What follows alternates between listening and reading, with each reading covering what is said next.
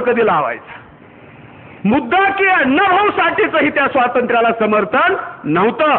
राष्ट्रपिता ज्योतिराव फुले, राजर्षी छत्रपती शाहू महाराज, विश्वरत्न महामानव बाबासाहेब डॉक्टर भीमराव आंबेडकर, आमची लोक भारतरत्न का म्हणतात कळत नाही मला. अरे शब्द बोलायचा काय, पैसा लागतोय का? आता मी बोललो विश्व, पैसा लागलं एवढं भारतरत्न. आता ते नापास पोराला द्यायला लागले 12वीचे. कुठल्या लेवलला आम्ही जातो काय करतो? विश्वरत्न महामानव बाबासाहेब, अंगात सुद्धा चेतना चैतन्य, भारतरत्न एवढूच. अरे पैसा लागत नाही, तोंडी भांडवल आहे, का कंजूसी करावी? एक मनुष्य इतका कंजूस होता, आता त्याला सांगितलं तासगावला, हनीमूनला सुद्धा एकटाच गेला. त्याला कंजूसी बी असावी, मला बायकोचा खर्च होईल, हनीमूनला नेलं तिचा खर्च होईल, ती कुठून करू, एकटाच जातो, आला महागारी. बोलायचंय म्हणून हे सगळे महापुरुष त्यांच्या स्वातंत्र्याच्या आंदोलनात नव्हते, कारण ते आपलं स्वातंत्र्याचं आंदोलन चालवत होते आणि ते अद्यापही पूर्ण नाही, म्हणून आम्हाला याचं पुनरुज्जीवन करावं लागेल. बाबासाहेबांचं ध्येय होतं, उद्दिष्ट होतं, आणि ते त्यांनी माणगावला बोलून दाखवलं, महाडला बोलून दाखवलं, येवल्याला बोलून दाखवलं, नागपूरला बोलून दाखवलं. काय बाबासाहेबांचं उद्दिष्ट? काय? न्याय, स्वातंत्र्य, समता आणि बंधुभाव यावर आधारित नवा भारत, नवा देश, नवं राष्ट्र, नवा समाज निर्माण करणं हे माझं उद्दिष्ट आहे. आणि हे जे भारतीय संविधान आहे त्याची उद्देश पत्रिका ती आहे. प्रश्न विचारला पाहिजे राज्यकर्त्यांना, 65 वर्षापैकी 55 वर्ष काँग्रेस, 5 वर्ष भाजप आणि बाकीचे 5 वर्ष. विचारलं पाहिजे की न्याय, स्वातंत्र्य, समता आणि बंधुभावावर आधारित जी उद्देश पत्रिका आहे यानुसार भारत, नवा देश, नवं राष्ट्र, नवा समाज निर्माण झाला नाही झाला. काय ही जबाबदारी बाबासाहेबांची आता आहे का? कारण ते नाहीतच. मग अडाणी लोकांची आहे का? नाही. मग कुणाची? शिकलेल्या लोकांवर जबाबदारी येते. किमान ही माहिती तरी आम्ही आमच्या बांधवापर्यंत पोहोचवली पाहिजे. मी एक मुद्दा सांगितला की आपले मूळ निवासी महापुरुष त्यांच्या स्वातंत्र्याच्या आंदोलनात नव्हते. मग दुसरा मुद्दा शिल्लक राहतो. काय करत होते? काय करत होते? गप्प तर बसले नव्हते. राष्ट्रपिता ज्योतिराव फुलेचं आंदोलन क्षेत्रीय आंदोलन होतं. राजर्षी छत्रपती शाहू महाराजांचं आंदोलन एका संस्थानिकापुरतं मर्यादित होतं. गाडी बाबाचं आंदोलन क्षेत्रीय आंदोलन होतं, रिजनल. आणि विश्वरत्न महामानव बाबासाहेब डॉक्टर भीमराव आंबेडकरांचं आंदोलन राष्ट्रव्यापी, देशव्यापी, भारतव्यापी होत. काय कधी कल्पना केली आम्ही? 1916 बाबासाहेब राजकारणात आले. संविधान कसं लिहिलं ते सांगतो. आता पहिली पार्श्वभूमी झाली, आता वास्तविक संविधान कसं आलं. 1916 बाबासाहेब राजकारणात आले आणि 1927ला पहिला मोर्चा काढला, महाडचा चौदार तळ्याचा सत्याग्रह. आणि या चौदार तळ्याच्या सत्याग्रहामध्ये उत्तर प्रदेशाचे गोरे अस्पृश्य, मध्य प्रदेशाचे सावळे अस्पृश्य, दक्षिण भारताचे, मध्य भारताचे सावळे, दक्षिण भारताचे काळे अस्पृश्य, असे सगळे अस्पृश्य एकत्र केले. महाडला सगळ्या डोंगरदऱ्यात एकत्र केले. पाणी पिण्यासाठी आंदोलन नव्हतं मित्र हो. वाचलं पाहिजे. आम्ही लोक या दिवशी 14 एप्रिलला, 6 डिसेंबरला, 14 ऑक्टोबरला भाषण करतो. बाबासाहेब आंबेडकरांनी पिण्याच्या पाण्यासाठी संघर्ष केला. कधी गेला नसाल तर महाडला जा. बाबासाहेबांनी जे भाषण केलं ते कोरलंय, कारण लिहिलेलं सुद्धा वाचत नाही म्हणून कोरलं. बघा जाऊन तिथं बाबासाहेबांचा जो पुतळा आहे त्याच्या 4ही बाजूला कोरलंय त्यांनी केलेलं भाषण. कारण बाबासाहेबाला वाटलं वाचतेत नाही वाचतेत. आणि आमची लोक काय भाषण करतात? पाणी पिण्यासाठी संघर्ष केला, पाण्याला आग लावली, ते बी बिस्लरीतलं पित आहे. बाबासाहेब म्हणतात हा संघर्ष पिण्याच्या पाण्यासाठी नाही, आणि आपले लोक काय म्हणतात? पाणी पिण्यासाठी. मग कशासाठी आहे? मानवी मूल्याची प्रतिष्ठापना करण्यासाठी संघर्ष करण्याची जिद्द कार्यकर्त्यात निर्माण व्हावी म्हणून संघर्ष आहे. काल पाणी मिळालं नाही म्हणून काही मेलो नाही, आज पाणी मिळत नाही म्हणून काही मरत नाही, उद्या पाणी मिळणार नाही म्हणून काही मरणार नाही, आणि मुंबईपेक्षा महाडचं पाणी काही शुद्ध नाही. एक घोट सुद्धा पाणी पिले नाहीत बाबासाहेब. त्या पिक्चर मध्ये मामुटी पिल्याला दाखवलाय, बाबासाहेब पिले नाहीत पाणी. तो संघर्ष होता, पाण्याचं प्रतीक होतं फक्त. पुन्हा बाबासाहेब आंबेडकरांनी दुसरा संघर्ष केला, कारण त्यावेळी घोषणा केली बाबासाहेबांनी. बाबासाहेब काय करू इच्छित होते?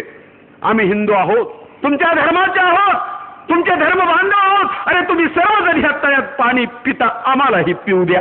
पिऊ दिलं? पिऊ दिलं का? नाही दिलं. काय सिद्ध झालं?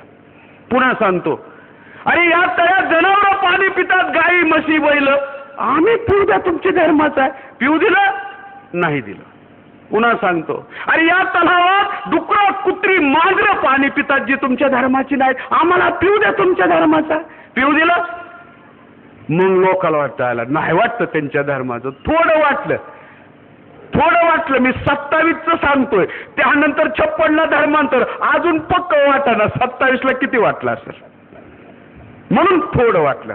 मग बाबासाहेबांच्या लक्षात आलं ह्यांना थोडंच वाटलंय. मग जास्त वाटण्यासाठी दुसरं आंदोलन केलं महाड काळाराम मंदिराचा. तिथंही हे स्टेटमेंट दिलं, आम्ही हिंदू आहोत, तुमच्या धर्माचे आहोत, अरे सर्वजण तुम्ही काळ्या रामाचं दर्शन घेता, आम्हालाही घेऊ द्या. 5 वर्ष संघर्ष चालला, घेऊ दिलं नाही. मग पक्क झालं, नाही वाटतं. आणि मग 13 ऑक्टोबर 1935ला या वेळेला घोषणा केली, हिंदू धर्मात जन्माला आलो, हे माझ्या हातात नव्हतं, मरणार नाही. हे आंदोलन आहे पाणी पिण्यासाठी, मंदिरासाठी नाही. बाबासाहेब एवढे आसुसले नव्हते मंदिराला. आम्ही लोक कशाची आंदोलन चालवतो कळत नाही. 1935ला एवढ्याला घोषणा केली ही. त्याच्यानंतर बाबासाहेबांनी जागृती घडवून आणण्यासाठी 1916 ते 1942 26 वर्ष अस्पृश्य वर्गात काम केलं. अस्पृश्याला चळवळीचा पाया बनवलं, बेस बनवलं, फाउंडेशन बनवलं. आणि अस्पृश्याच्या आधारानं 18, 19, 20 जुलै 1942ला महाराष्ट्राची उपराजधानी नागपूर या ठिकाणी शेड्यूल कास्ट फेडरेशनचं राष्ट्रीय अधिवेशन घेतलं.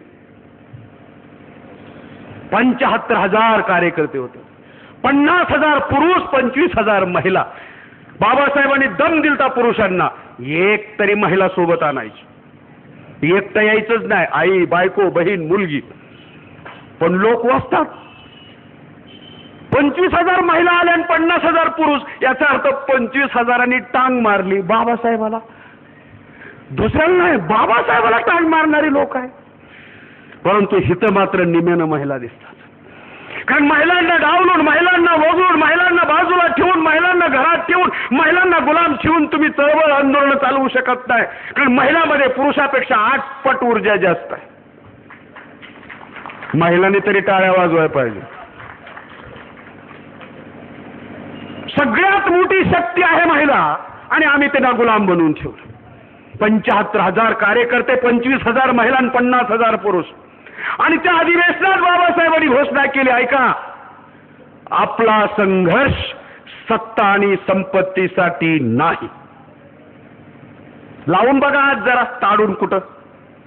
पुढे बाबासाहेब म्हणतात, मग कशासाठी? स्वाभिमान आणि स्वातंत्र्यासाठी. मग तुम्ही म्हणाल, काय बाबासाहेबाला सत्ता आणि संपत्ती नको होती? हवी होती, पण स्वाभिमान आणि स्वातंत्र्य गहाण ठेवून नव्हे. याच्यावर आम्ही कॉन्सन्ट्रेट केलं पाहिजे. हे ज्यावेळी राष्ट्रीय अधिवेशन चालू होतं, ह्याची 2 लोकांनी दखल घेतली. नंबर 1 इंग्रज, नंबर 2 मोहनदास करमचंद गांधी. इंग्रजांनी बाबासाहेबाला दिल्लीला बोलवलं 20 जुलै 1942ला. अधिवेशन चालू असताना अधिवेशनातून बोलवलं, आणि 1 नव्हे, 2 नव्हे, 3 नव्हे, 4 खात्याचं मंत्रीपद दिलं. आपल्या लोकांना अजून मजूर मंत्रीच माहित आहे. और मजूर मंत्र्याच्या नंतर सिंचन मंत्री, सिंचन मंत्र्याच्या नंतर वीज मंत्री, ऊर्जा मंत्री, त्याच्यानंतर CPW सार्वजनिक बांधकाम खातं. हे 4 खात्याचं मंत्रीपद दिलं. राष्ट्रव्यापी, देशव्यापी, भारतव्यापी आंदोलन असेल तर 4 खाती मिळतात.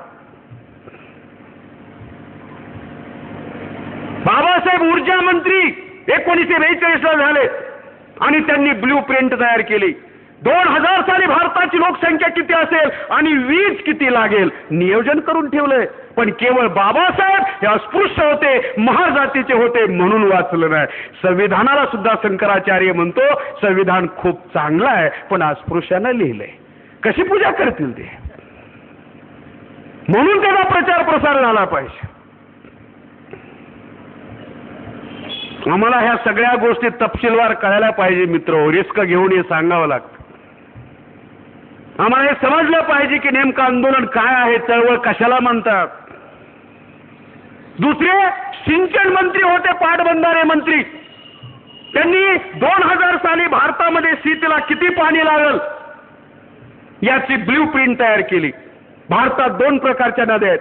उत्तर भारतातून हिमालयात ज्या उगम पावतात ते हिंदी महासागराला जाऊन मिळतात आणि सह्याद्रीला ज्या उगम पावतात ते बंगालच्या उपसागराला जाऊन मिळतात आणि मध्ये भेटतात त्याला संगम म्हणतात. आणि या संगमाला आम्ही चमत्कार म्हणतो.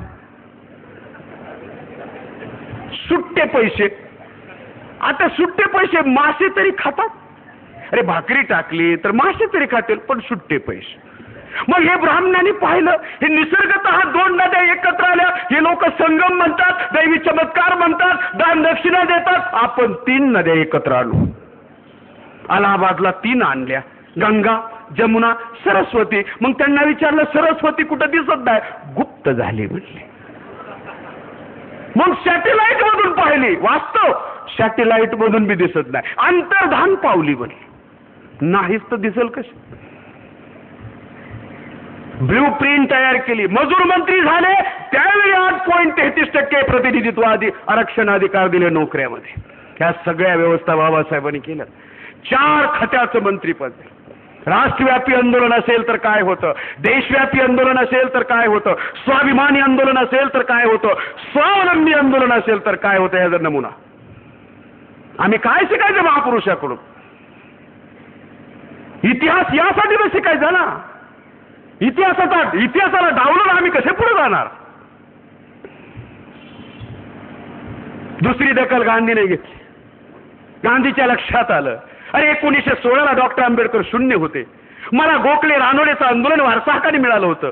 डॉक्टर आंबेडकर शून्य होते आणि आज डॉक्टर आंबेडकरांचं राष्ट्रव्यापी, देशव्यापी, भारतव्यापी आंदोलन आहे.